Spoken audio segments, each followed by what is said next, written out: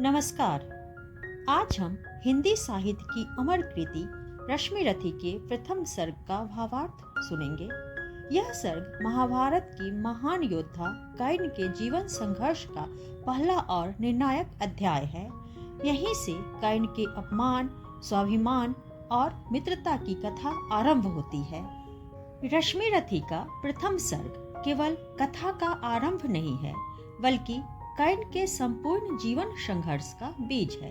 इसी सर्ग में कर्ण के अपमान, उसके स्वाभिमान, दुर्योधन से मित्रता और कुंती की मौन पीड़ा, इन चारों तत्वों का गहन और मार्मिक चित्रण मिलता है।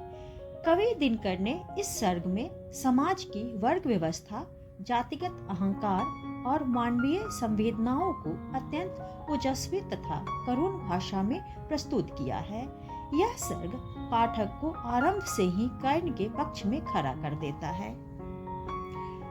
प्रथम सर्ग की शुरुआत एक भव्य राजसभा से होती है। यह सभा केवल मनोरंजन या उत्सव के लिए नहीं, बल्कि वीरों की योग्यता और पराक्रम की परीक्षा के लिए आयोजित की गई है। चारों ओर उल्लास है। राजा, राजकुमार, विद्वान, गुरुजन और योद्धा उपस्थित हैं। सभा का वातावरण गौरव और प्रतिस्पर्धा से भरा हुआ है। यहाँ हर वीर यह सिद्ध करना चाहता है कि वही सर्वश्रेष्ठ है। सभा में अर्जुन अपने अद्भुत धनुर्विद्या कौशल का प्रदर्शन करता है। उसकी एकाग्रता, लक्ष्य भेदन और तीरों की गति देखकर सभी चकित रह जाते हैं। अर्जुन का प्रदर्शन इतना प्रभावशाली होता है कि सभा में उसकी प्रशंसा होने लगती है। उसे सर्वश्रेष्ठ धनुर्धर माना जाने लगता है। यह क्षण अर्जुन के लिए गौरवपूर्ण है। अर्जुन की प्रशंसा के बीच अचानक सभा में कर्ण का प्रवेश होता है। कवि कर्ण को तेजस्वी, दीप्तिमान और आत्मविश्वास से भरे योद्धा के रूप में प्रस्तुत करते हैं। उसका मुखमंडल तेज से दमक रहा है। उस वाणी में दृढ़ता है। कर्ण यह सहन नहीं कर पाता कि केवल अर्जुन को ही श्रेष्ठ मान लिया जाए।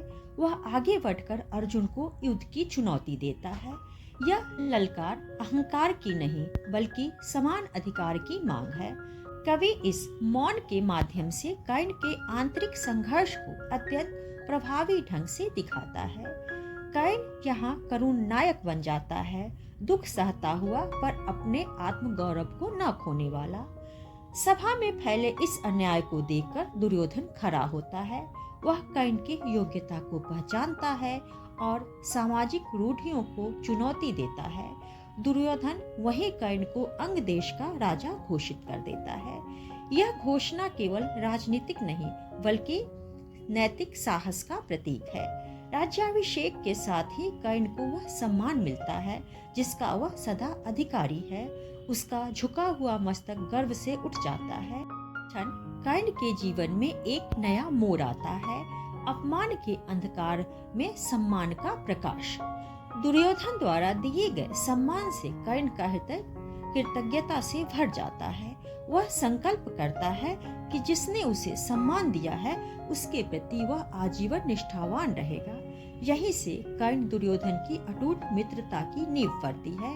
यह मित्रता आगे चलकर कर्ण के जीवन का सबसे बड़ा धर्म बन जाती है, जो उसे कठिन निर्णयों की ओर ले जाएगी।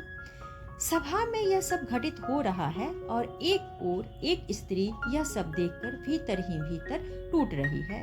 वह स्त्री है कुंती। कर्ण के तेजस्वी व्यक्तित्व को देखकर कुंती पहचान जाती है कि यही उसका वह पुत्र है जिसे उसने लोकलाज और भय के कारण त्याग दिया था। कर्ण का मुख, उसका तेज, उसकी आवाज सब कुंती के मन में भूले हुए सत्य को जगा देते हैं। कुंती चाहकर भी कर्ण को पुकार नहीं सकती।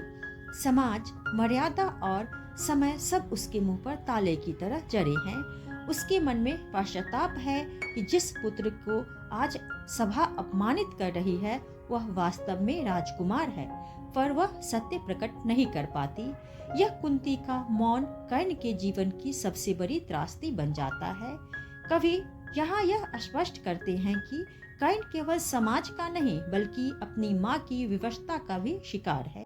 यह प्रसंग सर्ग को अत्यंत करुण और भावनात्मक ऊंचाई पर पहुंचा देता है। इस प्रकार रश्मि रथी का प्रथम सर्ग कर्ण के संपूर्ण जीवन संघर्ष की आधारशिला है।